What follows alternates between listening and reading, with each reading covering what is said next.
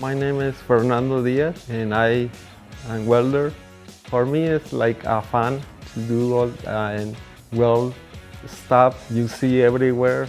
I'm proud because we drove somewhere, we saw a machine there and like the Saber Mir, and my dad said, "Oh, Dad, maybe you build that."